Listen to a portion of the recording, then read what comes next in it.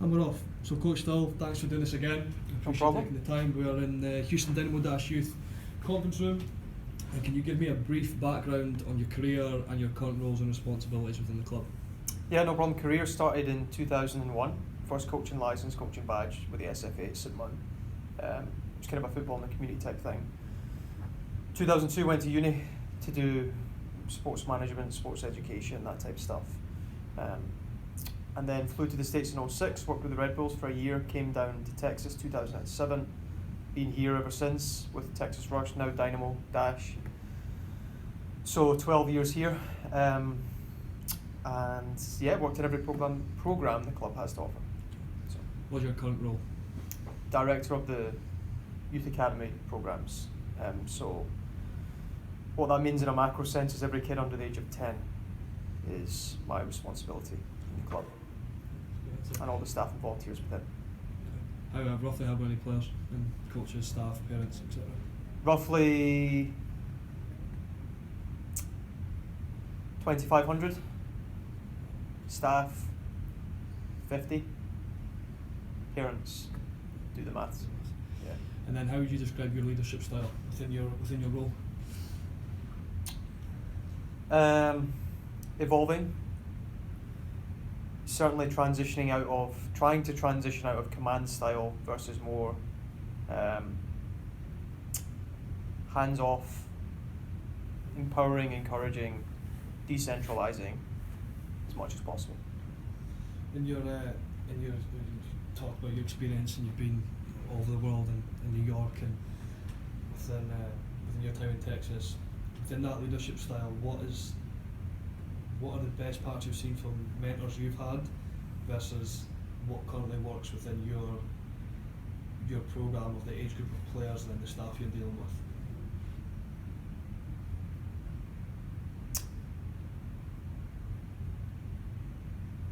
Ask that again in its entirety, please. So, based off of your time coaching throughout the world and your leadership philosophy against what you've seen from other people and other mentors you've had,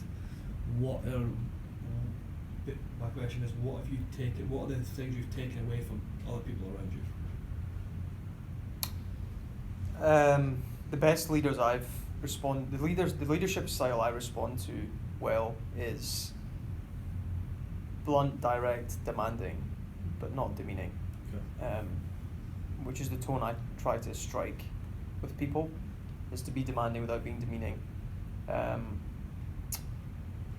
And yeah, that's really the biggest area. Again, going back to what I said in the previous question though, is it's a struggle for me constantly to get out of the command style approach and just say do this, because it's easier, it's quicker, it saves time, and it gets things done my way. And accepting that people don't learn that way. Give a man a fish, you feed him for a day, teach him how to fish, you feed him for life type of mentality. Is trying to let people show them, guide them, and lead them towards the answer without giving it to them overtly. But yeah, my trying now is pulling from the leaders that I've been a part of. They empower you with trust, and they assure you that if you succeed, they'll deflect all the credit away from themselves to you. If you fail, they'll absorb all the blame and cover for you. That's kind of something I've taken to try and put into my own leadership style. And then what's the vision of the Dynamo Youth Soccer Club, and how does that... Sorry, can I circle back to the last question? One more thing I've not said, honesty as well. To be unclear is to be unkind. So honesty is a big thing with me, as far as me giving and receiving feedback. Sorry, go ahead. No, don't apologise. It's all great feedback. So then, what's the vision of the Dynamo Youth Soccer Club, and how and what, and if that vision differs from the goal of your Youth Academy programme? So the vision of the club, in a macro sense, is it's kind of a one-stop shop, servicing anyone within a 100-mile radius that's interested in the game at any level, from a rec, a 3-year-old entry-level rec, grassroots player all the way through to your elite, ready to go pro teenager, and everything in between. So that goal aligns perfectly with what I'm trying to do. I think it's, if somebody wants to, my role is more on the grassroots side, so if somebody wants to try the game, I don't see a reason why they can't with us. So that's perfectly okay with me. I think growth, scaling what we do around the city is a challenge I accept, and I'd like to embrace. Maintaining the quality and the kind of the customer service side of it at the same time. So then, as a leader of the Youth Academy programme, can you define 3 strengths and 3 weaknesses of the programme? Top of your head, and to put you absolutely on the spot. 3 strengths and 3 weaknesses. Yeah. Please. Strengths, organisation. It looks good. It runs very smoothly. The environment is safe. Top quality environment, and this is across the club, all the different locations that we have. It's a safe environment, it's organised, and it's well staffed. I think by well staffed I mean the quantity of people working in it. The quality can always be better. Those are the 3 strengths I would say off the top of my head.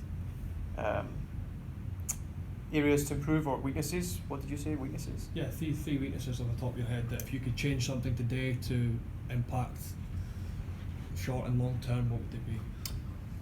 Standardisation of what the locations are doing, Okay. quality control type stuff, which is on me. I need to get out there and give feedback and guidance to the guys running these locations. Do you think a curriculum would help that? Yes, for sure. I mean, we have a macro cycle, but we don't. So we have a plan of what we want to do for it's a 14-week block. And we have a plan, we have a macro cycle of, these weeks are X, Y, and Z. And that is shared with all the directors, and it's hoped that they will follow that.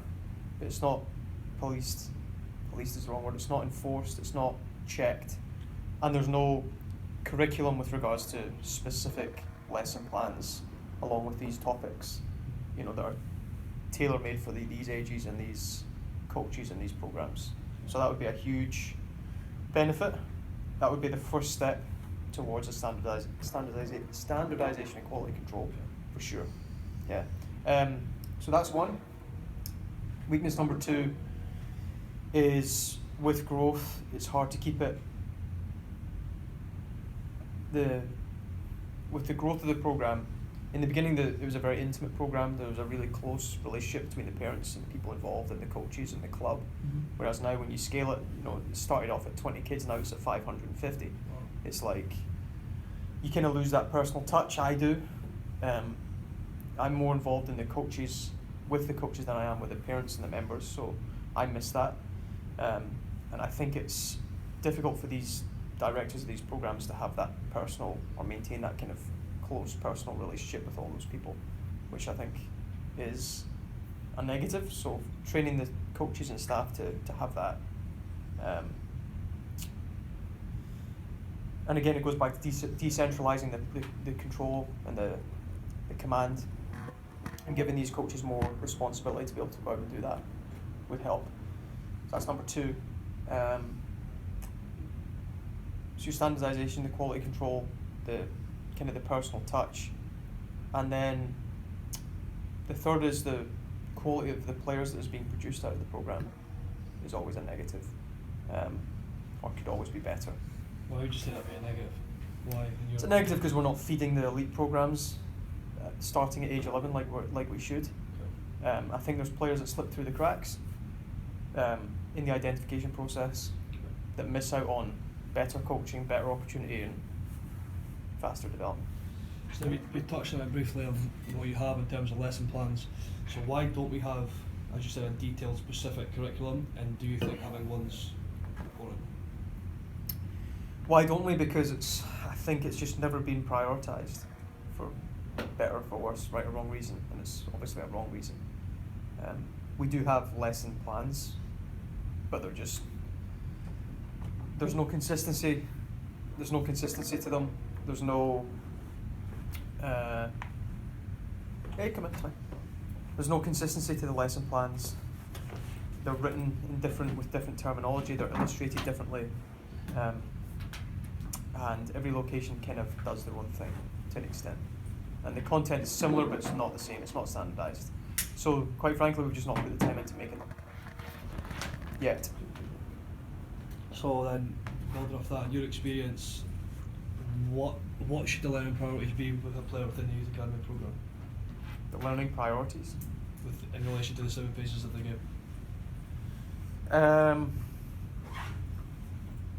what, 8 to 12-year-old, right?